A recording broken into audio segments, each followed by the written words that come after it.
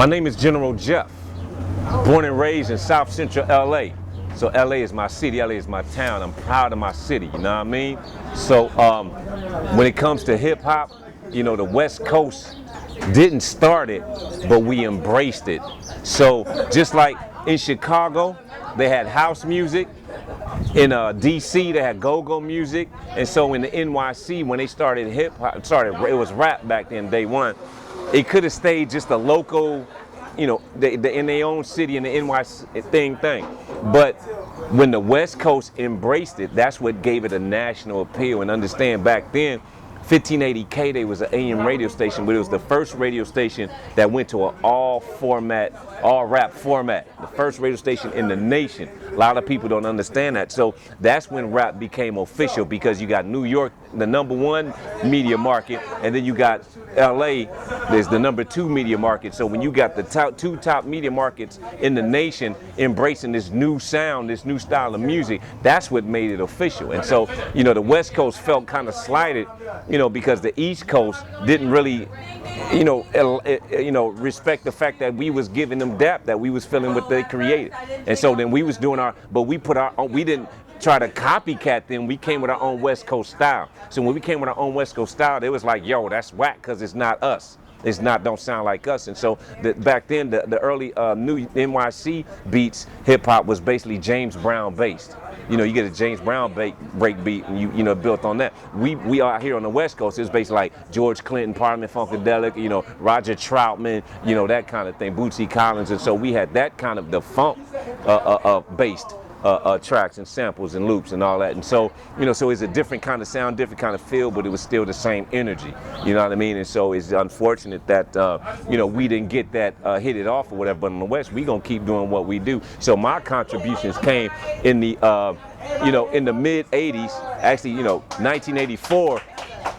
Thank you, I appreciate it. 1984, when, you know, coming out with the truth, we're gonna keep it 100. So 1984, you know, before then I was a DJ, you know, and in the streets, you know, like when everybody know about Dr. Dre. So when Dr. Dre, you know, DJ Yell and all them was in Compton with the World Class Wrecking Crew, we was in South Central LA with the Uncle Jam's Army. So we talking about Egyptian Lover, DJ Bobcat, you know, DJ Pooh came out of that, you know, DJ Battle Cat, and we on and on and on. And so, you know, Ice-T, all of that. So, you know, it's the same energy, but, you know, it's two different sections of LA. And so, you know, so we started off as DJing, and then we slowly started getting into making records and all that. So I first was on record in 1984 with a group called Bobby, Jimmy, and the Critters. And, you know, so we did this song, and we were kind of like a hip hop parody group, like how Weird Al Yankovic would like make parodies of hit records. And so we did the hip hop thing. And so our first big joint was a Big Butt. You got a big butt, that took off from Houdini's. You got a big mouth, And so that was actually the first record that pulled me into the NYC. And so, you know, a lot of cats thought that we was like New York group, because, you know what I'm saying, they was playing it, our song was big on underground in the NYC streets. And so when they found out we was from Cali, it was like, yo, who is these cats? What, you know, what are they talking about? And so, but they showed us love because we had a New York East Coast sounding track. And then later on, with that group, Bobby and Jimmy Critters, we blew big because we did a takeoff of Look at All These Rumors. We did Look at All These Roaches. And so, and if you really want to check your hip hop file, you pull that video of Bobby and the Critters, The Roaches, and you check out to see who's the roach, the lead roach in that video. One guess, no. But anyway, so then from there, you know, but then I contracted cancer when I was 19, Hodgkin's disease, and I had to like lead a game for a minute and deal with my health issues. They took my spleen out, you know, I had IVs, you know, chemotherapy treatments and all of that.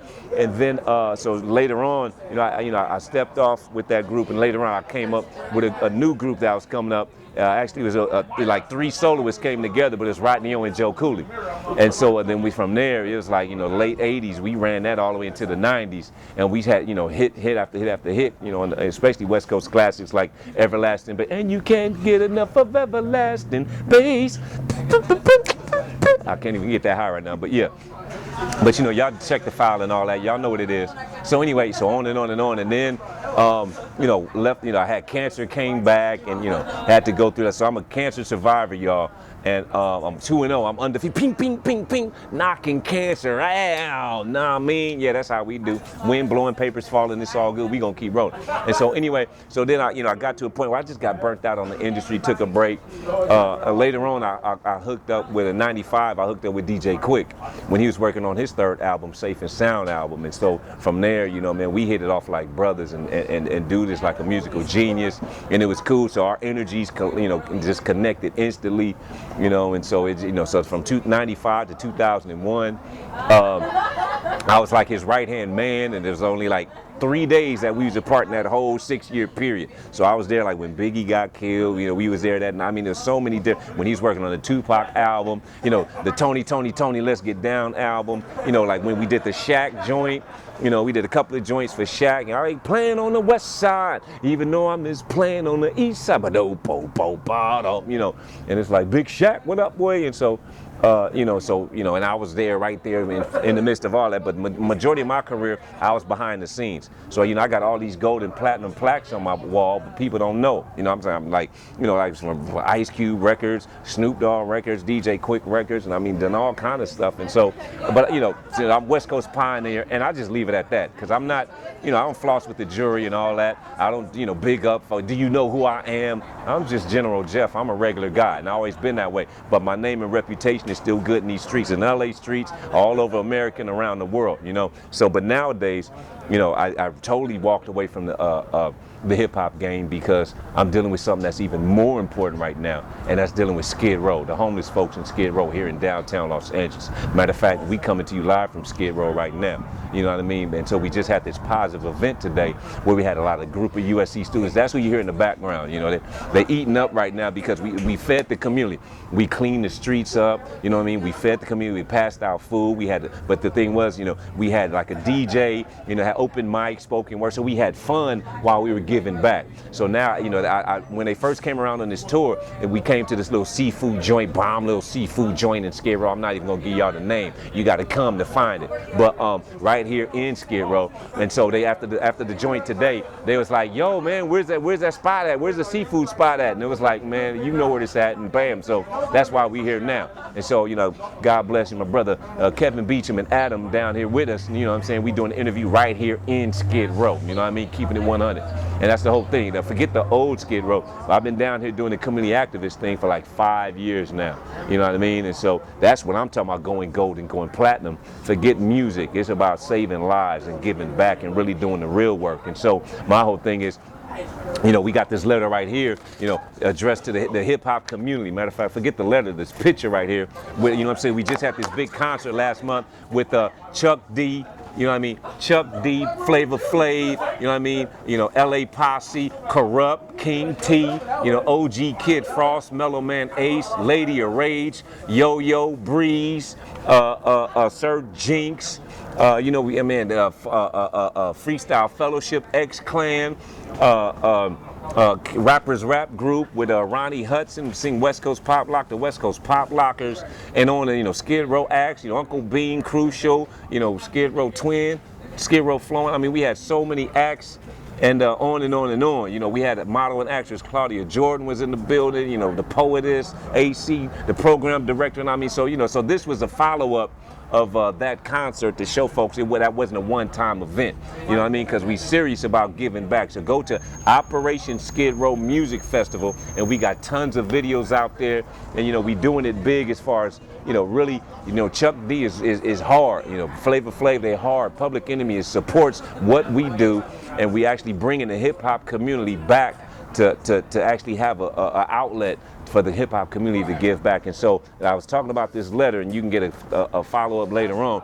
You know, this letter from esteemed Dr. Diane Woods, who's a founder of an African American Health Institute out of San Bernardino County, and she's actually got this letter to the hip hop community, because what it is she actually's come out with this 350-page recommendations document to send it to the Department of Mental Health in the state of California, and it's about overhauling the entire mental health system and how not only just African Americans but people of all colors are being treated, and how mental health being a lot of misdiagnosis out there and all of that. And so, you know, we're gonna get into this. So this is to the hip hop community. So you know, if you haven't heard about it, you need to know about it, because it's going down big. And so right now it's starting in the state of California, but you know, we wanted to spread and make it from a statewide document to become a national document. Then from there we're gonna connect with the United Nations and take it around the world, make it an international document. So that's hip hop doing that. Hip hop, we need that hip hop push. You know, forget pushing your latest album and your mixtape. We need to push on these social issues out there, because our people are getting messed up behind a lot of this,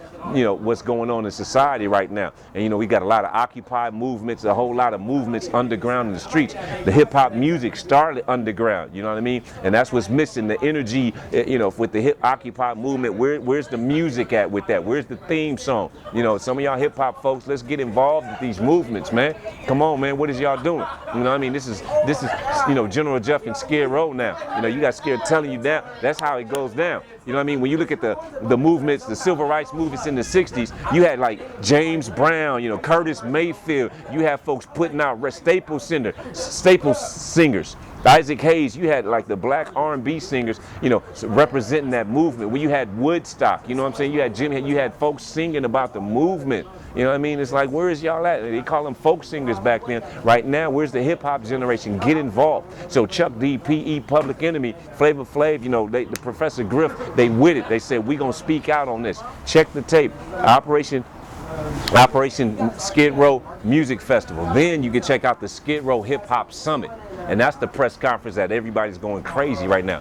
The Skid Row Hip Hop Summit. I'm sorry, there's so much going on around that y'all can't really see what's going on. But yeah, it's the Skid Row Hip Hop Summit. We just had the first one like 2 weeks ago. It's bananas, and they gonna be coming out with some hard action, hard hitting, you know, real talk. And it's all about the issues, not only in the state of the union of hip hop, but actually, you know, dealing with the social issues. And so General Jeff is playing a major part with that. So I like to speak about those credentials. You know, what we're doing down here, forget the gold plaques and awards and all that. It's not about the gold and the riches. It's about the energy. And right now, we need positive energy in Skid Row, and we need more positive energy in hip hop.